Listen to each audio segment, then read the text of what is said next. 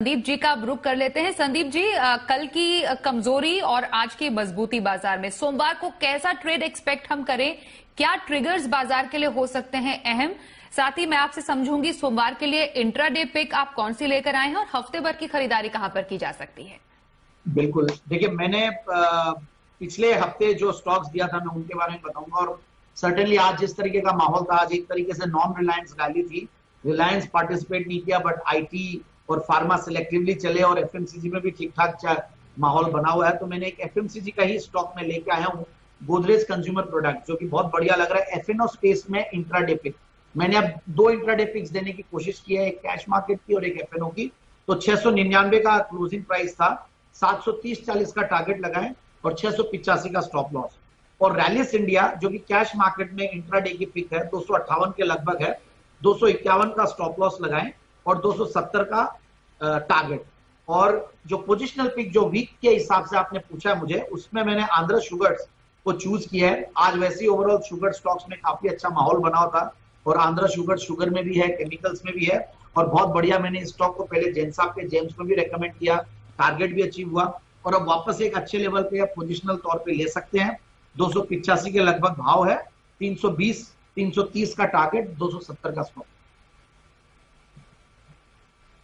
जी, तो दो intraday pick, Godrej consumer और रैलिस इंडिया में खरीदारी की सलाह और पोजिशनल में आंध्र शुगर में करने की सलाह, मतलब हफ्ते भर की खरीदारी। खबर पर संदीप जी आपके पास आ रहे हैं। कोविड वैक्सीन की खबर से वोकहार्ट में शानदार तेजी नजर आई है, क्या स्ट्रैटेजी रखे शेयर में? देखिए, ये प्योरली न्यूज ड्रिवन स्टॉक है और फार्मा स्टॉक्स तो बहुत सारे पहले भी रेकमेंड किए और बहुत सारे स्टॉक्स में, बल्कि मुझे फाइजर ज्यादा अच्छा लगता है अगर वैक्सीन की न्यूज को लेकर ही प्ले करना है। और डॉक्टर रेड्डीज, इनफैक्ट वहां पे ज्यादा ध्यान देना चाहिए। बट ठीक है, वॉकहार्ट आज ऑलरेडी 20% बायर पैक था और बहुत मजबूती से बायर पैक था और न्यूज काफी पॉजिटिव है। बट अगेन, अगर कहीं भी अगर इस न्यूज में कोई वो रहता है तो बहुत बड़ी रिस्क भी साथ में है, क्योंकि बाकी फंडामेंटल्स बिल्कुल भी सही नहीं है। काफी ऑपरेटिंग प्रॉफिट्स वगैरह लॉसेस, मतलब प्रॉफिट्स में नहीं है, बल्कि जो अभी बताया गया कि एक सेल हुई है इनकी, तो उसकी वजह से, अदर इनकम की वजह से इनको प्रॉफिट्स हुआ है। बट ओवरऑल बैलेंस शीट की क्वालिटी अच्छी नहीं, पास्ट में कुछ मैनेजमेंट इश्यूज भी रहे हैं। सो वैसे मुझे डर लगता है, बट न्यूज बहुत बड़ी है, उसकी वजह से 20% दिख गया क्योंकि ओवर करेक्टेड स्टॉक था। बट फ्रेश बाइंग की राय में अभी भी नहीं दूंगा, मुझे डर लगता है। मैं दूसरे जैसे डॉक्टर रेड्डीज है, सिप्ला है, या फिर इवन आज जो मैं लॉन्ग टर्म पिक के तौर पे दूंगा उसका अभी नाम डिस्क्लोज नहीं करूंगा, वो भी फार्मा स्टॉक है और फाइजर के साथ। फाइजर, डॉक्टर रेड्डी, सिप्ला में ज्यादा कॉन्फिडेंस रखते हमारे आज के एक्सपर्ट संदीप जी वॉकहार्ट से के मुकाबले के लिए। अब संदीप जी, शो के आखिर में लॉन्ग टर्म स्ट्रैटेजी के लिए, लंबी अवधि के निवेश के लिए आपका फेवरेट स्टॉक? बिल्कुल, मैंने हिंट दे ही दिया था कि मैं एक फार्मा स्टॉक बताने वाला हूं और एक बेहतरीन क्वालिटी एमएनसी फार्मा कंपनी, जो कि मैं पहले भी बहुत नीचे के लेवल्स पे ही बताया और हर बार टारगेट अचीव होता है और जिस तरीके की ग्रोथ दे रही है कंपनी, बहुत ही fantastic, and that is Abbott India Limited. और बढ़िया बात यह है कि ऊपर के लेवल से अभी एक बार करेक्ट किया है, 18,700 के लेवल से नीचे आया हुआ है, तो बहुत कॉन्फिडेंस आता है। और अभी करीब 15,230-35 के लगभग है।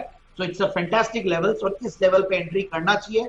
और सबसे बढ़िया बात है, रिटर्न ऑन कैपिटल एम्प्लॉयड देखिए 35%, रिटर्न ऑन इक्विटी करीब 26-27%, क्वार्टरली रिजल्ट सितंबर के फैंटास्टिक रिजल्ट्स, और सेल्स की ग्रोथ अगर देखें तो पिछले 3 साल में 12-13%, प्रॉफिट की कैगर करीब 28-29%।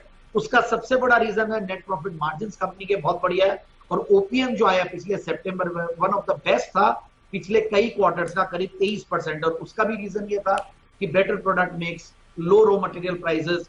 तो ओवरऑल बहुत बढ़िया लगता है मुझे। छोटी इक्विटी है कंपनी की, इसलिए भाव भी 5 डिजिट में है। और उससे बढ़िया बात है, प्रोमोटर की शेयर होल्डिंग 75% की, एक बेहतरीन अमेरिकन पेडिग्री वाली कंपनी। सो कहीं भी कोई इश्यू नहीं है और हमेशा टेक्निकली भी 200 डेमा पे बहुत बढ़िया सपोर्ट हिस्टोरिकली लेते हुए आया है।